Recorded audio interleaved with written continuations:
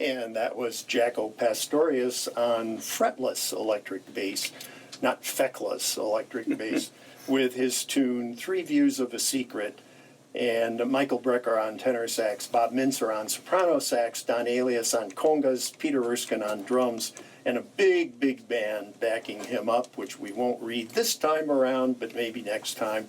The album is titled The Birthday Concert. And before that, it was Mark Lewis on alto saxophone, George Cables at the piano, Victor Lewis on drums, Essiet on drums, and the tune was Up to It, written by Mark Lewis, the album titled The New York Session, where he went to New York and recorded this album with a very distinguished rhythm section. George Cables, Victor Lewis, and Essiet.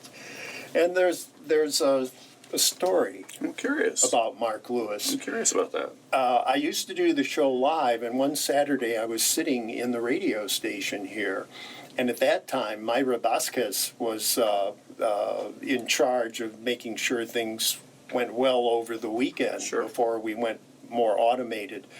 And Myra comes to me with a piece of paper, and she says, "There's this lady that just called me, and she says that there's this famous saxophonist, and do you want him to be on your show?" And it was like, okay, yeah, right. You know, how often do we have people coming through Yuma like that? Sure. But it turned out I called her and talked to her.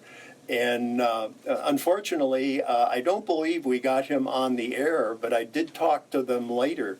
And it turned out to be this person, Mark Lewis, who lives in the Seattle area, and they were on their way to a concert in Phoenix, and the person who called was his agent, and to save expenses on their road trip, she was staying with a relative in an RV park in Yuma. Oh, there you go. So, you know, we've added Mark Lewis to the number of our musicians that have been through Yuma, at least. Well, that's an interesting story. And I'm curious about the story about something else here. Yeah, sure. What's up with all the toy dinosaurs that are adorning the workspace here, Cary? Yeah. I've heard you're responsible for that. Well, yeah. I've been known to do some practical jokes, and I don't know, what you would consider this, but one time I came in and we had this new piece of equipment on the desk, on the console where we do the show from, and it looked almost like an aquarium, and I thought, what the heck is this? And then I realized that while I sit down to talk, most of the news people stand up when they read. Yeah, that's true. And so this is like a lectern, but instead of having a solid back, it had a glass back. And there was a little ledge in back of it, like a 1x4 or something. Right. And I thought, it's like a terrarium. And then I thought, why not get some dinosaurs? Yes! And so I went down to Toys R Us and got some dinosaurs, maybe about 3-4 inches long, and put them in the terrarium. And people would change the story. Right. And, sometimes some of the carnivorous ones would attack the herbivorous ones. Yeah. And other times they would be working together, having a picnic. And then there were some soldiers introduced. And I noticed right now there's a tank. Oh, my gosh. And it is Yuma, after all. Yeah, and as I said, I think the U.S. has sent our dinosaurs a tank, Okay. Well, it's the KAWC Dino-Rama. Yes, the Dino-Rama. Steve was responsible for that title. And yeah, it's just a lot of fun. I mean, you got to have fun. If you take work too seriously, it drags you down. Well, Cary, you've brought a lot of fun and a lot of joy to this community and to our team, definitely. But we've got a lot of listeners out there that think a heck of a lot of the work that you've done, don't we, Steve? We certainly do. I think first, though, we're going to share a message from John Knutson. Thank you for all the years. You've introduced me to innumerable amazing musicians, and let's just hope we see more of them. Thank you again.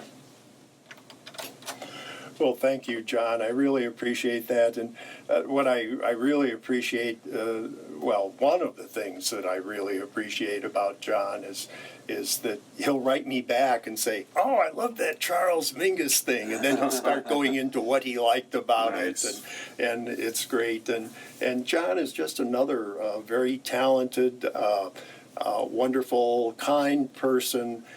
He won the Muses Award. The tribute to the Muses, yes. In Yuma. So he's gotten He's recognition. acclaimed.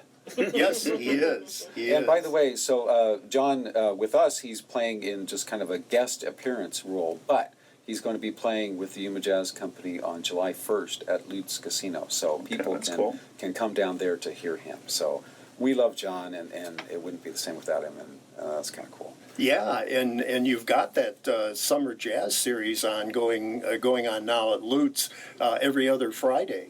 Yes, yeah, and we feature guests and all that. And on the 1st of July, we're going to feature in part John Knutson. Hey, as Jim was mentioning, we've got listeners. I think Alice Ferris reached out and found that people responded that they wanted to share their thoughts on Doc Jazz. And so anyway, here's a couple. Messages for Doc Jazz and the 30th anniversary of Jazz Straightahead. Dolores Robbins shares, "This is absolutely one of my favorite shows on KAWC. I love all the detail given with his playlist and enjoy becoming acquainted with early artists and their stories. Thanks, Doc Jazz, for many hours of very enjoyable listening." Jim Gowlett also sent his greetings, saying, "My favorite thing about Jazz Straightahead is the way that the music for each show is linked to a common theme or is part of a specific story. The global range covered in each show is extraordinary. And Doc Jazz has finally convinced me that the alto sax is worth listening to." Thanks, Jim, Dolores, and the many other listeners who have tuned in to Jazz Straightahead over the last 30 years. And here's to many more. Yeah, and in radio, you never know how many people are out there listening. And there's always that fear that strikes you occasionally.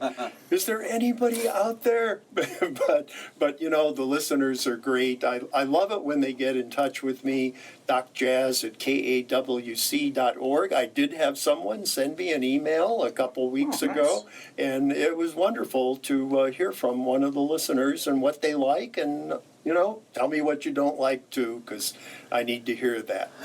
Yes, so whether you are listening live now on KAWC or on Border Radio, we'd love to hear from you. What's that email address again, Cary?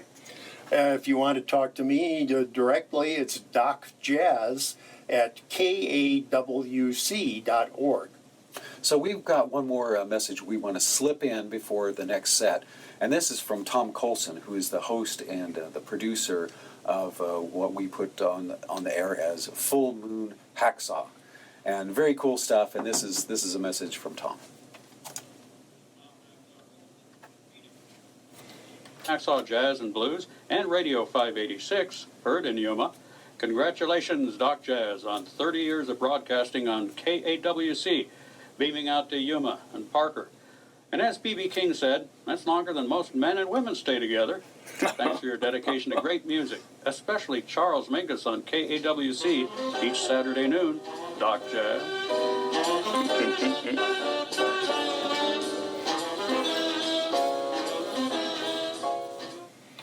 Yes, and today Tom will be coming on right after this program on KAWC and KAWP-FM.